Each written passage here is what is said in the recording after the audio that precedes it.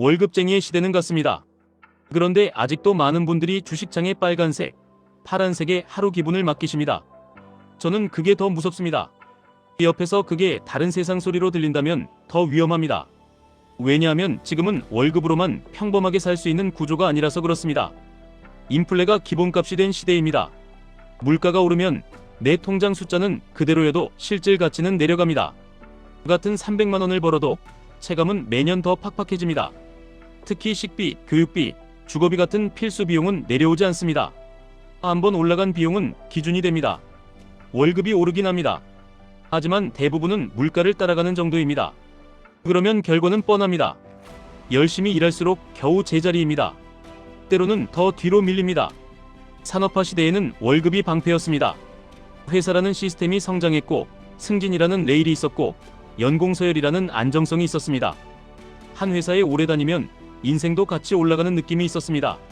지금은 반대입니다.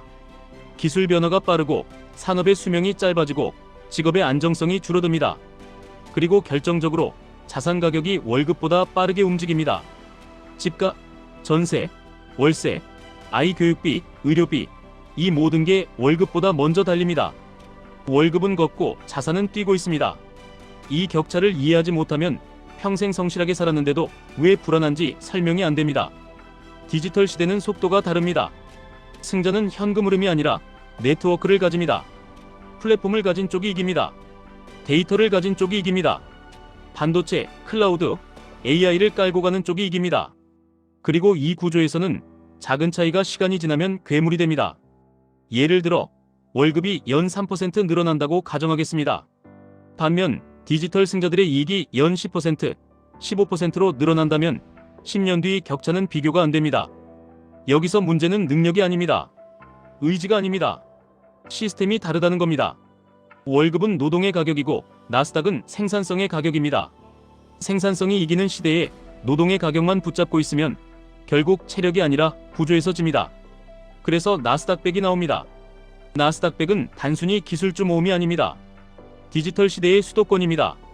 돈, 인재, 기술, 인프라가 모이는 곳입니다. AI가 커지면 반도체가 필요합니다.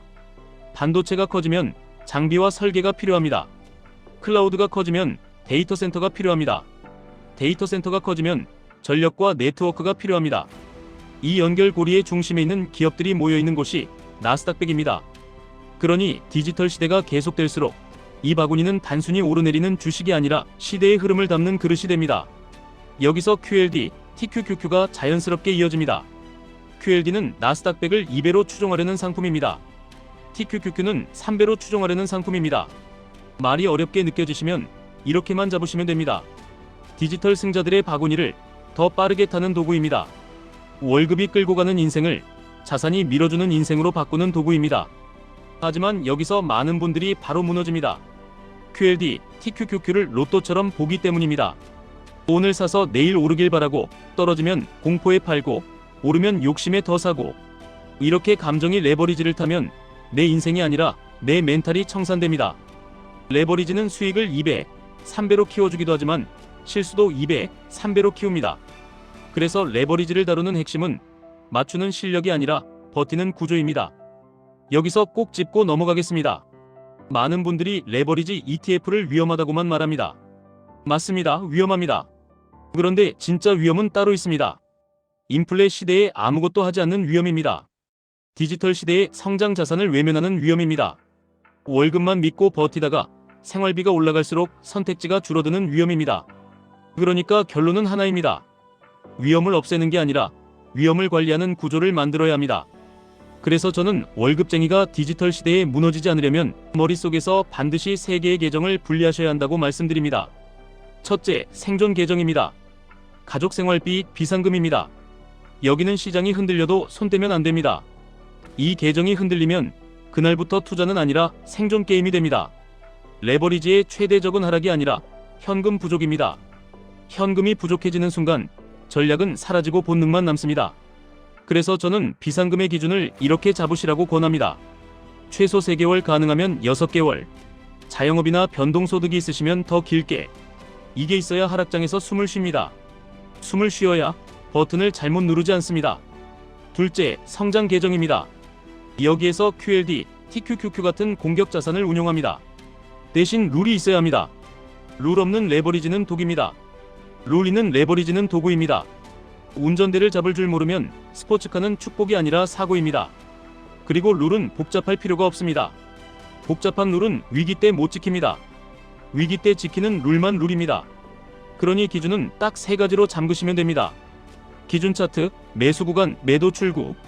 이 3가지만 고정하시면 뉴스가 흔들어도 손이 덜 흔들립니다. 셋째, 방어 계정입니다. 현금 또는 변동성이 낮은 자산입니다. 목적은 수익이 아니라 마음을 사는 겁니다. 하락장에서 내가 버튼을 잘못 누르지 않게 하는 안전장치입니다. 상승장에서도 필요합니다.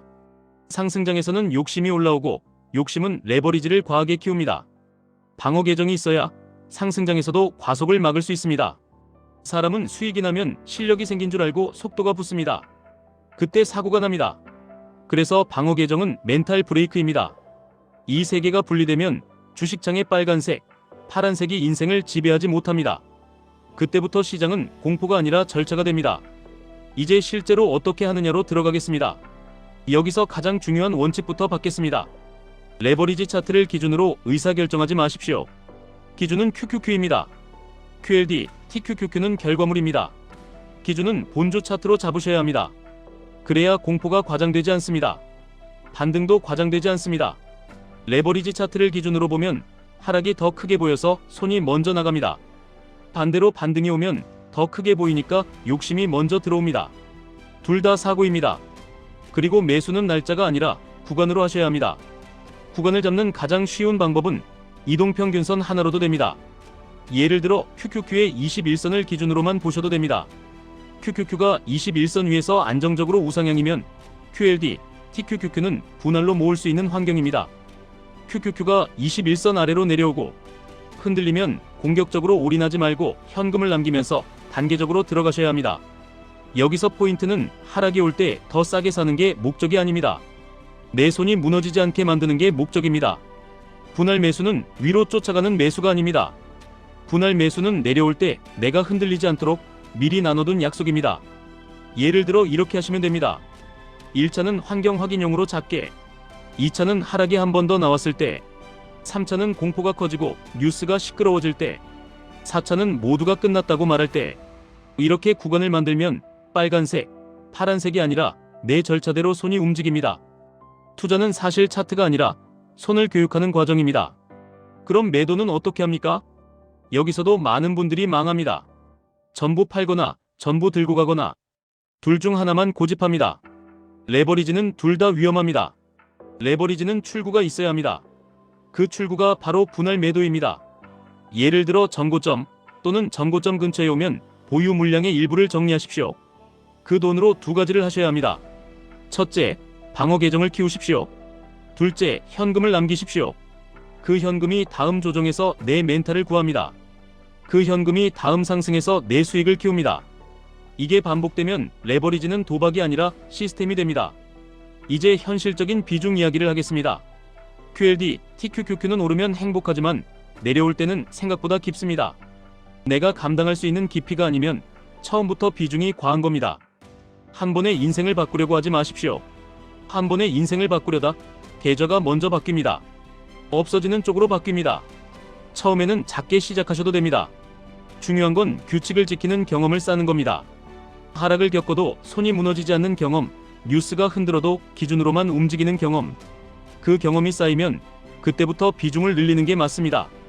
레버리지는 금액이 아니라 습관이 커질 때 계좌를 바꿉니다. 이쯤 되면 이런 질문이 나옵니다. 레버리지는 결국 위험한 거 아닙니까? 맞습니다. 위험합니다. 그런데 더 큰 위험은 따로 있습니다. 인플레 시대에 아무것도 하지 않는 위험입니다. 디지털 시대에 성장 자산을 외면하는 위험입니다. 월급만 믿고 버티다가 생활비가 올라갈수록 선택지가 줄어드는 위험입니다. 그래서 위험을 없애는 게 아니라 위험을 관리하는 구조를 만드는 겁니다. 그럼 장기 투자해도 됩니까? 가능은 합니다. 대신 전제 조건이 있습니다. 현금 쿠션이 있어야 합니다. 비중이 과하지 않아야 합니다. 분할 매도 룰이 있어야 합니다. 이 3개가 없으면 장기 투자는 신앙이 됩니다. 신앙으로 레버리지를 들면 언젠가 무너집니다. 지금 금리가 높은데 괜찮습니까? 금리는 레버리지에 영향을 줍니다. 금리가 오르면 성장주가 흔들릴 수 있습니다. 그렇다고 금리만 보고 모든 걸 멈추면 또 늦어집니다. 그래서 기준을 하나만 더 추가하시면 됩니다. 금리 방향이 강하게 위험 쪽으로 기울 때는 신규 매수를 줄이고 현금을 더 남기고 반등이 왔을 때 일부를 정리해 안전장치부터 만드시면 됩니다. 지금이 고점이면 어떡합니까? 고점인지 저점인지 맞추는 게임을 그만두셔야 합니다. 구간으로 하시면 됩니다. 1번에 끝내려는 욕심을 버리면 고점 공포가 사라집니다. 왜냐하면 내 다음 카드가 남아있기 때문입니다. 폭락이 오면 어떡합니까? 폭락은 공포가 아니라 절차입니다. 생존 계정이 살아있는지 확인하십시오. 현금 쿠션이 남아있는지 확인하십시오. QQQ 기준이 어떤지 확인하십시오. 조건이 아니면 아무것도 하지 않는 것도 전략입니다. 모든 날에 행동할 필요가 없습니다. 돈 버는 사람은 매일 움직이지 않습니다. 돈 잃는 사람만 매일 움직입니다. 그리고 마지막으로 왜 하필 QLD, TQQQ입니까? 답은 간단합니다. 이 시대의 핵심 성장 엔진이 나스닥백에 모여있기 때문입니다. AI는 유행이 아니라 생산성입니다. 생산성은 결국 기업 이익으로 가고 이익은 결국 주가로 갑니다. 그 흐름을 타는 가장 단순한 길이 나스닥백이라는 바구니입니다. QLD, TQQQ는 그 바구니를 더 빠르게 타는 도구입니다. 도구는 나를 부자로도 만들고 나를 망하게도 만듭니다. 결정적인 차이는 도구가 아니라 도구를 쓰는 사람의 구조입니다. 오늘 딱 3가지만 적으시면 됩니다. 내 생존 계정은 얼마인가? 내 QQQ 기준은 무엇인가? 내 QLD, TQQQ 분할 매수, 분할 매도 규칙은 무엇인가? 이 3줄이 생기면 시장은 더 이상 공포가 아닙니다. 절차가 됩니다. 절차를 가진 사람에게 디지털 시대는 위기가 아니라 기회가 됩니다. 지금까지 1분 투자 하이젠버그였습니다.